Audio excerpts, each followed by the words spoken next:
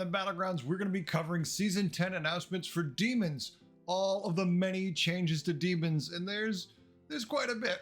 Let's jump right into it. First, let's talk about the Demons that are leaving. There's only a few of them, but they're impactful nonetheless. First, Big Brother's going to be gone, and well, if this means we'll see less gigantic demon boards, I'd be happy, but we all know they're just going to change how they buff the board. You're going to see a lot of that later, so it's a sigh of relief, and then realizing, oh, never mind, it just changed a little bit.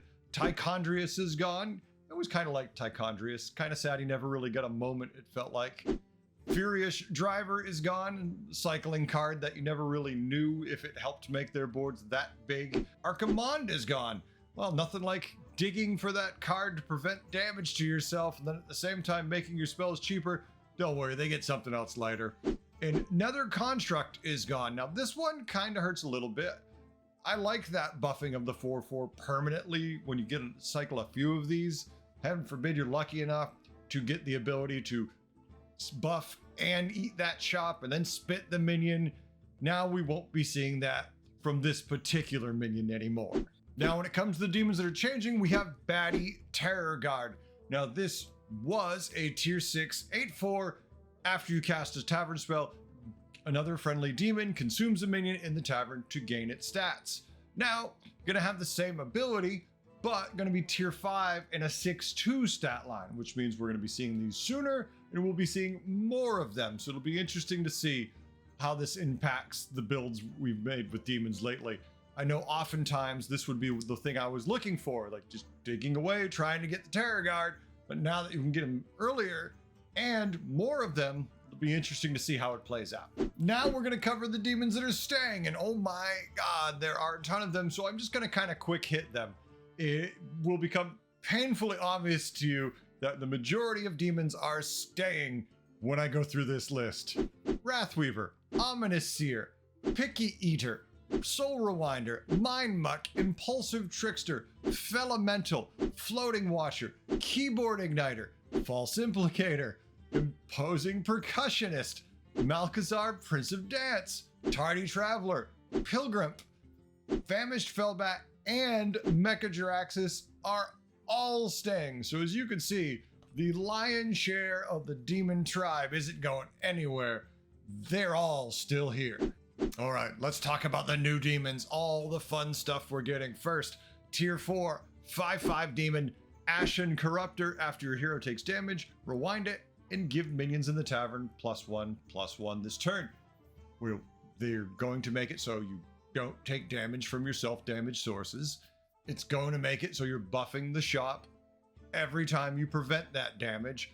So this one is going to be an interesting thing to see. You're going to see a lot of these because demons are always looking to prevent that damage since they do so much self-damage, and buffing the shop means they can consume that shop for extra value. So we should be seeing a lot of these in our future. Bounding Fellstalker is a 4/5 battle cry. Refresh the tavern with an extra tavern spell. It costs health instead of gold.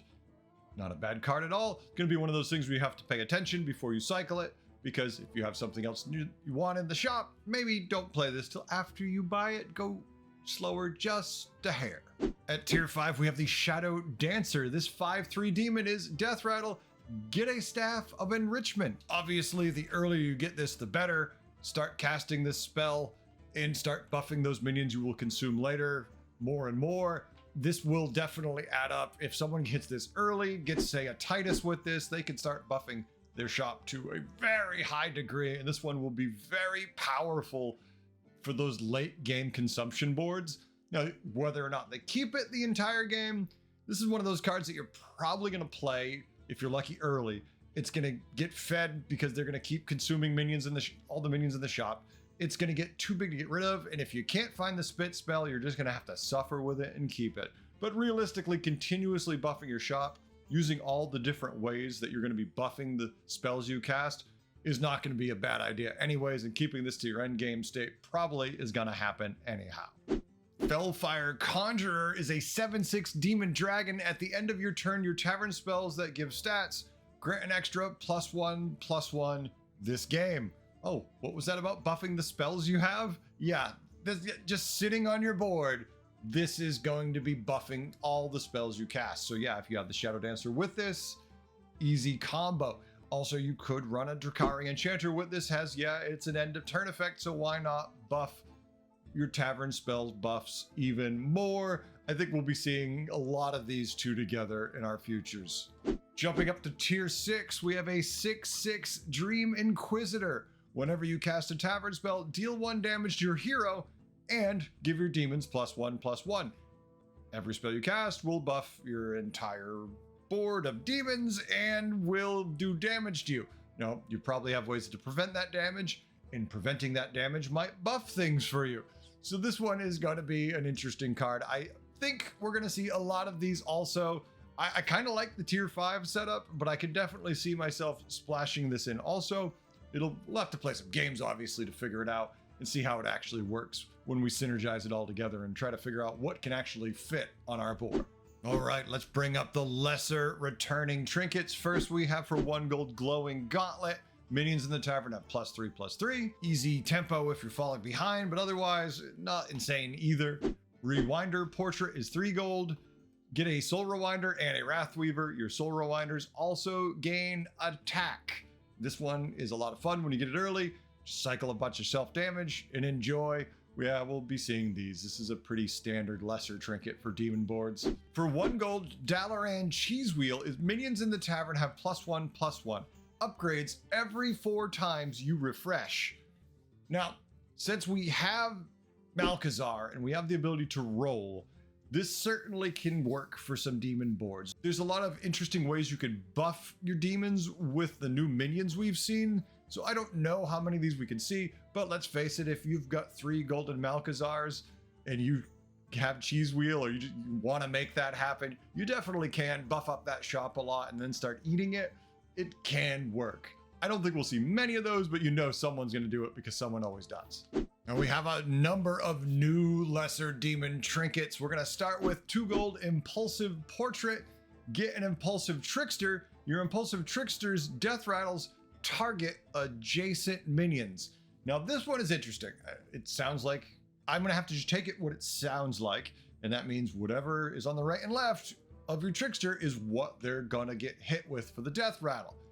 Interesting. I kind of want to see how this plays out. Now obviously it'll be more susceptible to cleaves, but at the same time, if you're getting a big enough value, who really cares? It's a lesser trinket. If your tricksters are big enough, put it just right in the middle of your board and don't care. Play around that cleave and maybe you could make it work. It'll be interesting to see how this plays out. This one has some fun potential though. Shadowy Elixir is 0 gold, and that is gain 5 armor after you play a demon, deal 1 damage to your hero. So every single time you play a demon, you're going to automatically do damage to yourself. I'm assuming the 5-time armor gain is a 1 thing.